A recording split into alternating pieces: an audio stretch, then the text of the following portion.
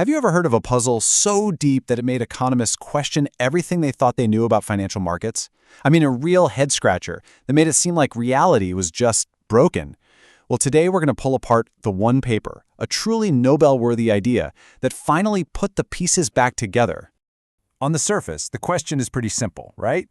Why do stocks make so much more money than super safe things like government bonds? But for decades, when economists plugged real-world numbers into their best models, the answer they got back was just bizarre. The only way the math worked was if you assumed people were so incredibly terrified of risk they wouldn't take a bet even if it was almost guaranteed to pay off big.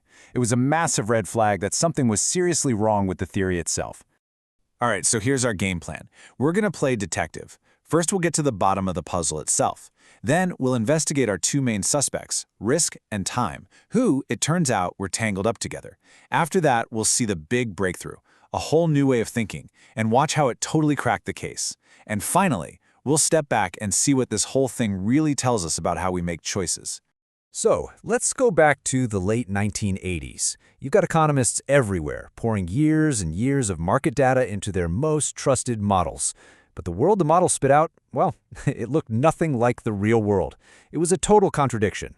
And here is the absolute heart of the problem. In the real world, stocks pay a huge premium because they're risky. We all get that. But for the standard economic models to explain how big that premium was, they had to assume that people were just absurdly, ridiculously cautious. We're talking about a level of risk aversion where you turn down a coin flip that paid you, say, $1,000 on heads, but only cost you $1 on tails. It just didn't line up with how real people behave. So this huge contradiction got its own name, the equity premium puzzle. And listen, this wasn't just some tiny little academic problem. This was a fundamental crack in the foundation of finance theory. It basically suggested that our core ideas about how people make decisions about money might be completely off base. So the investigation started to zero in on two really key ideas, two prime suspects that were all tangled up in the old models. The first was our feelings about risk, and the second was our feelings about time. And economists began to think, maybe the problem isn't with either one of these things by itself, but in how the model has them shackled together. Okay, so first you've got risk aversion. Pretty straightforward. It's just a measure of how much you dislike uncertainty. To get you to put your money in the jumpy stock market instead of a boring, safe bond, you've got to be offered a much bigger potential prize. That prize is the equity premium. So, to explain the really high premium we actually see, the model needed really high risk aversion. So far, so good, right? But then you have this other thing, intertemporal substitution. Now, that's a mouthful, I know, but the idea is actually simple. It's just about how much you want to keep your lifestyle stable over time.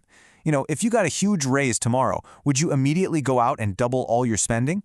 Or would you try to smooth things out, saving most of it so your future is more secure? The data shows that most of us, we like a smooth ride. Our spending habits are actually pretty stable. And here we go. This is the smoking gun. This is the fatal flaw in the old way of thinking.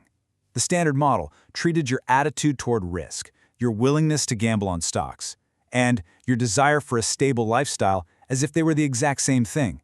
They were mathematically chained together, controlled by one single parameter. One knob controlled both.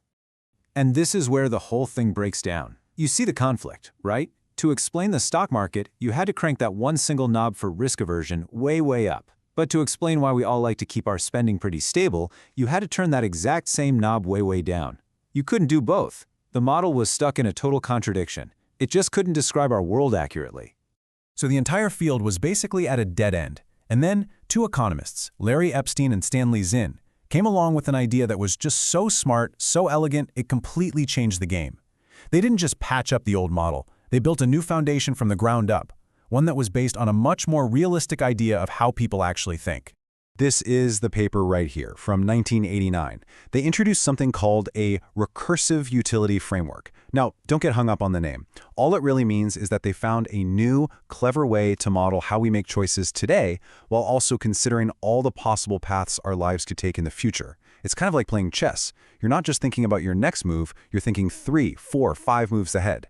And here it is, straight from the source. The most important feature, they say, is that it lets them disentangle risk from time. That's the key word. They took that chain that was linking risk and time together, and they broke it. So think of it this way. The old model was like a stereo that had one single knob for both volume and bass. If you wanted more bass, you had no choice but to make it louder too. What Epstein and Zin did was give us two separate knobs. Now you could crank up the risk aversion knob to explain the stock market while keeping the time substitution knob set low to explain our nice, smooth spending habits. No more contradiction. And with that one brilliant move, that new, more flexible way of looking at human preference, the whole puzzle just dissolved. The case was officially closed. The equity premium puzzle that had stumped economists for years was finally solved. Suddenly, the model could describe people who act, well, like real people. It could finally show how someone could be a cautious investor who wants a big reward for taking a risk, but at the same time, be someone who really values a stable lifestyle and doesn't just change their spending habits overnight. The two behaviors weren't in conflict anymore. The model finally reflected reality. This chart here really sums it all up, doesn't it? The standard model hit a wall. It created a puzzle because it couldn't handle high stock returns and smooth spending at the same time. But the Epstein Zin model, by allowing risk aversion to be high and substitution to be low, everything became perfectly consistent. The puzzle was gone. But you know, solving this one puzzle wasn't even the biggest part of the story. The impact of this one idea was huge. It spread throughout economics and completely changed how we model the way people make decisions when they're facing an uncertain future. Its influence is still massive today. I mean, this new way of thinking, this idea of recursive preferences, it became the new industry standard. If you were studying long-term risks to the economy, or the ups and downs of business cycles, or really anything to do with asset pricing, this more realistic view of how we balance risk and time became absolutely essential. And I think this quote gets at a really profound point about how science works. Epstein and Zin didn't just throw out the old theory. They took its foundation, the idea that people behave rationally, and they refined it. They built a better, smarter structure that could actually explain the complex ways that real people behave. So when you step back, the big takeaway here is about more than just finance. It's about a commitment to making our models of the world actually look more like the world. It proves that we can create theories that are not only rigorous and mathematical, but also deeply human. Which kind of leaves us with one last fascinating question, doesn't it? This whole massive puzzle didn't exist because people were acting irrationally. It existed because our model of rationality was just too simple. It makes you wonder how many other big economic mysteries are out there right now, just waiting for that one brilliant new idea that helps us better understand ourselves.